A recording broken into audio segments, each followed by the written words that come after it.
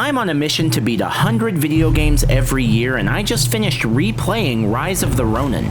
Let's talk about it.